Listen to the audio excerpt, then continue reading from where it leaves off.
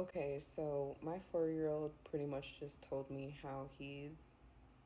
Okay, so what she was talking about is how her 4-year-old was talking about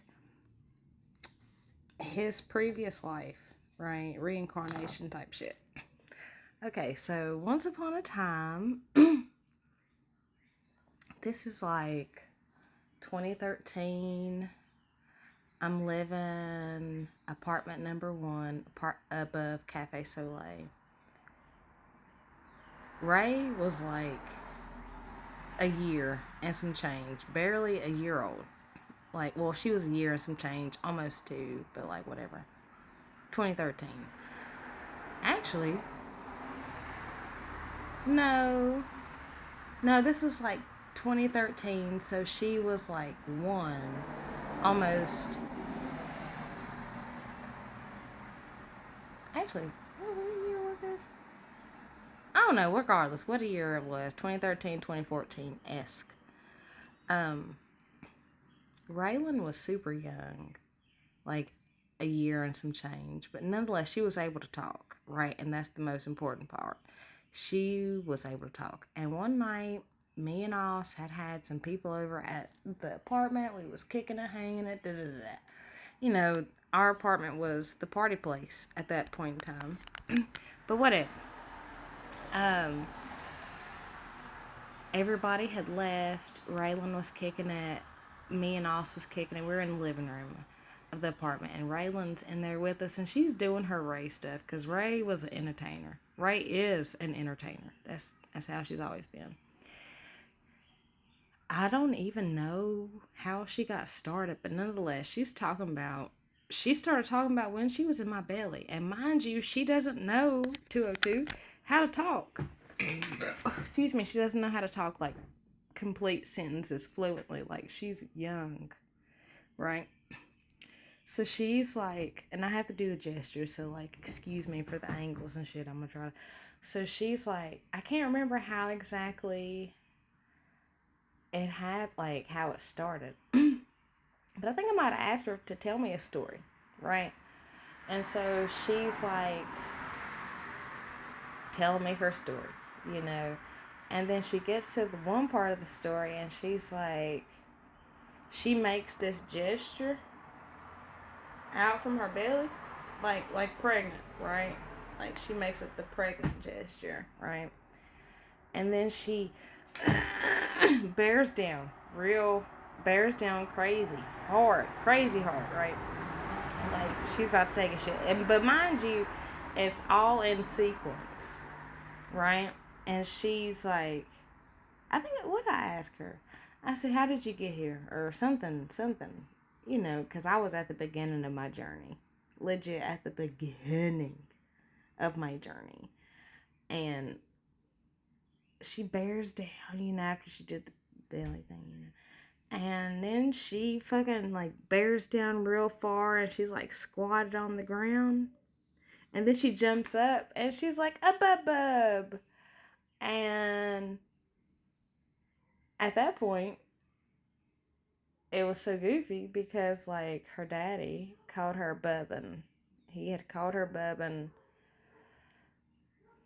since she was born, essentially, you know, Bubbin. So, and Bub was what she, you know, what she knew as her name, you know, other than Ray or Raylan or whatever. And so she did that, and I looked at Oz, he looked at me, and I was like, bro, did she just fucking tell me how did she just describe, do a little dance, a little interpretive dance of how she was born? Because, like, that's the way it seems, you know. He looked at me, I looked at him, and nonetheless, I've asked her about this since, and she's like, I don't know what you're talking about, bro. But I totally believe my kid. Ooh, I totally believe my kid at least was online when she was born. Like, And it's goofy I say that because, like, I remember when I was birthing Yumi. Boy, I was in them trenches birthing Yumi. I don't know why, but, like, I had just done it the year before, so I shouldn't have been in them trenches. But I was in them trenches birthing Yumi. And I remember looking up at one point in time, because mind you, I had fucking twerked in a handstand on that damn doctor table.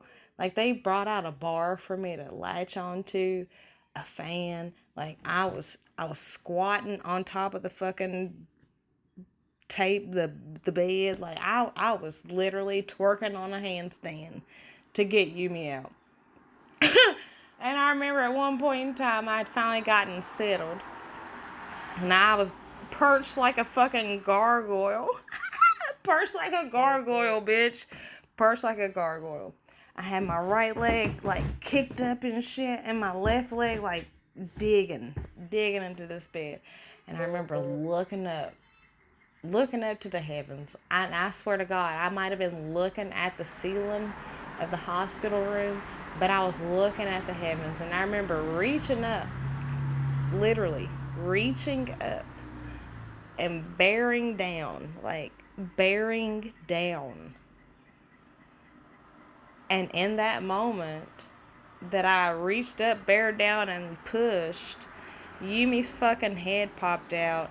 And next thing I know, she's sliding out of the water. What was that? 639. What's that called? I'm trying to make a fucking analogy for the birthing canal, but it's like I'm getting like a water slide. Like, she emerges from the water slide. And I remember thinking and knowing so deeply that last little bear down, that last little pull from the fucking ethers was me pulling in and anchoring in this new reality, this new life, her fucking soul, essentially. And I remember thinking, like, after she was born, like, she was a scary child. I ain't gonna front. She was scary as fuck. She was so scary. And I say scary because she just looked. She just stared. And she just watched. Like, she didn't say shit. She just looked, stared, and watched. She was very alert. And it was like, I feel like a piece of shit. Like, you make me feel like it was the type of gaze that put the conviction of fire on you. And 747. And it's like, and even still yet, she got that gaze. If you know Yumiko Nakira Lavelle, she got that gaze. She got that look. She got that. It's a very intense thing. But yeah, I think my kids remember, for the most part, them being born. And that shit's cool as fuck.